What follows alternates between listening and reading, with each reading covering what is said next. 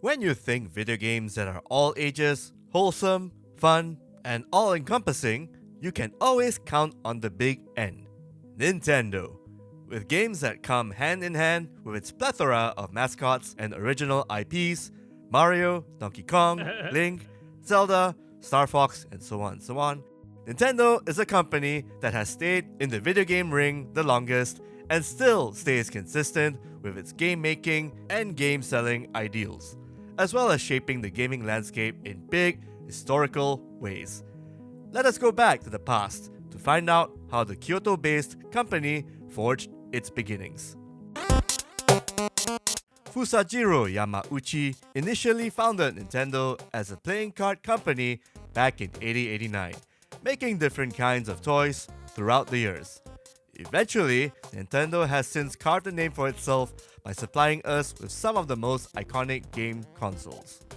It all started with the entire series of Game & Watch devices in the early 80s.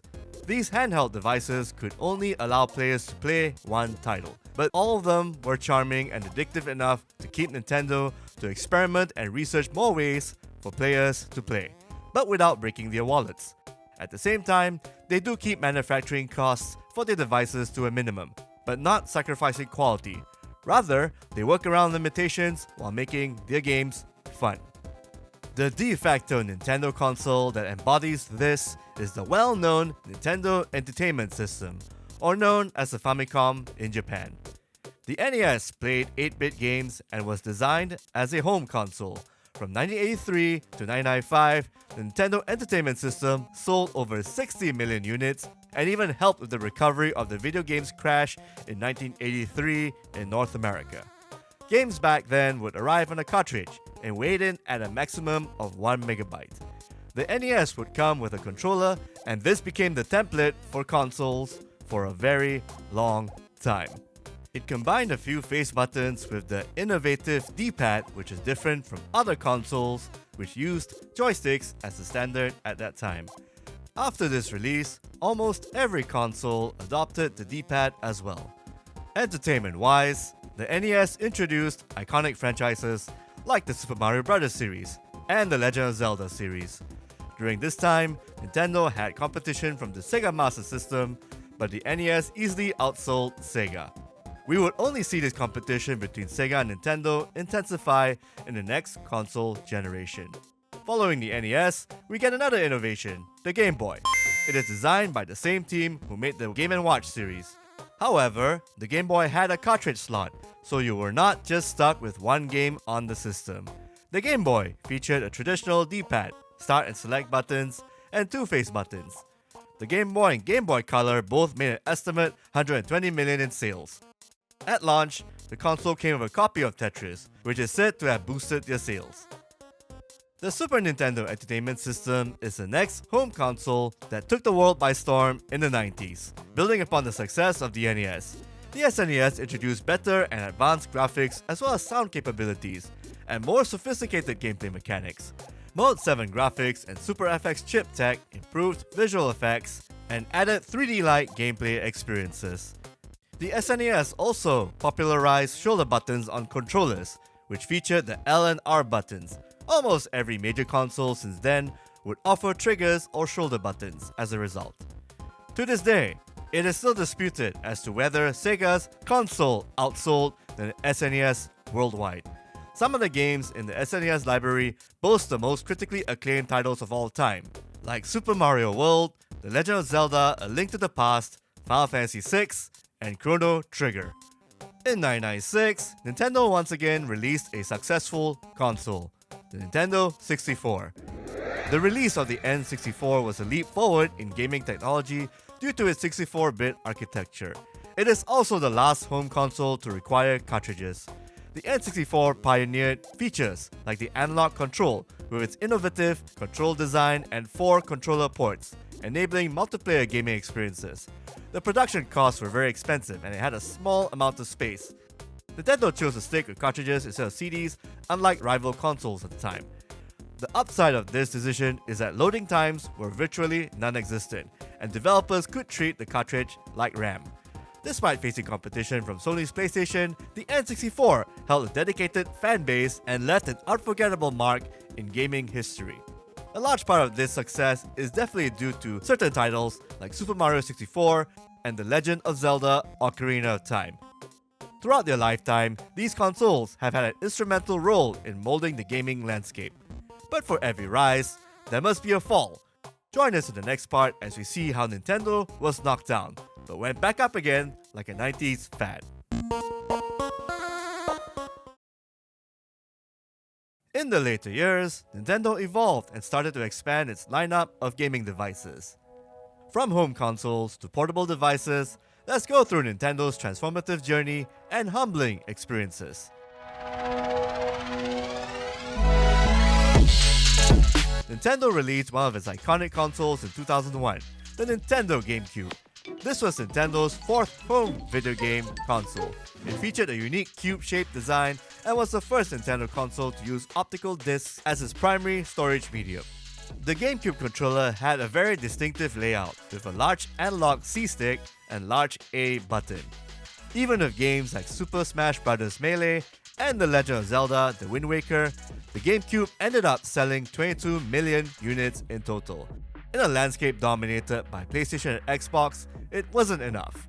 Both rival companies outsold the purple lunchbox by huge leaps and bounds. At the very least, the company is still dominating the handheld market.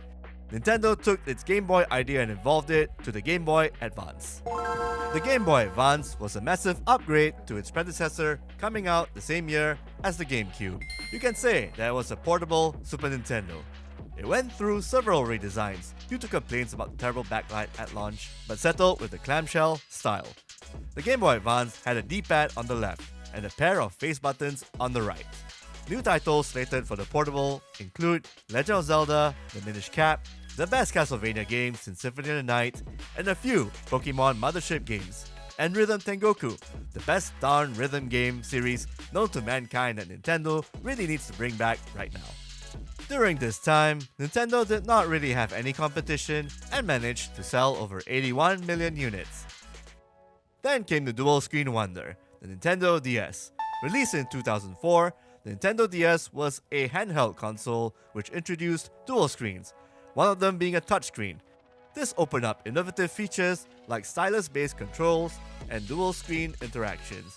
It offered a microphone that would be in-game, which allows you to use voice commands.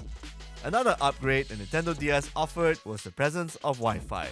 The cartridge sizes were all bumped up to 512 MB from the Game Boy Advance's 32 MB. Sony's PlayStation Portable rivaled the Nintendo DS at this time and definitely had more horsepower.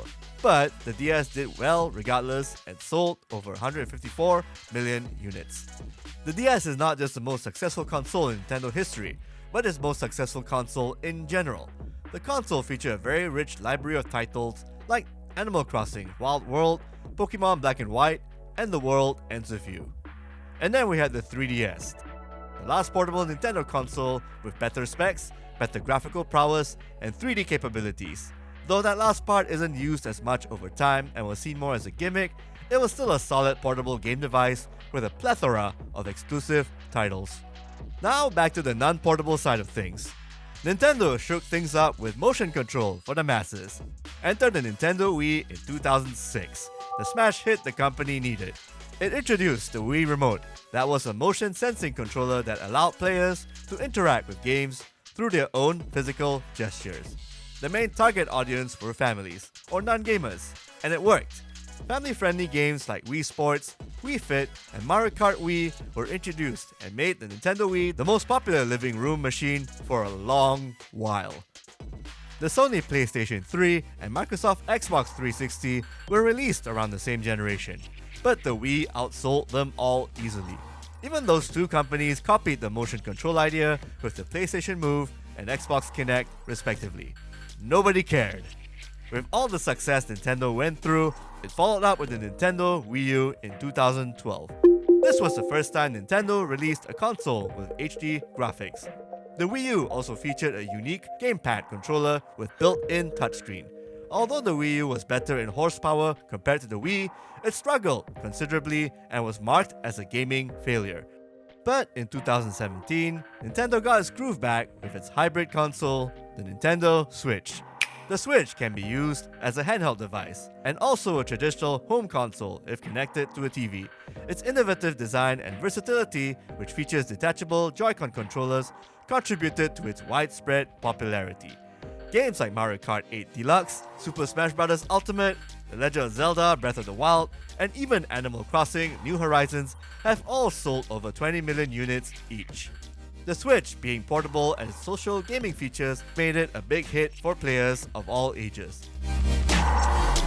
Throughout the years, through many ups and downs, Nintendo stood through it all while maintaining its core philosophy, making games fun for all ages and accessible. Even when it resorted to gimmicks at a good number of historical points, the Big N still remained consistent with its brand of video gaming and endearing mascots for all to cherish and cosplay as for years to come.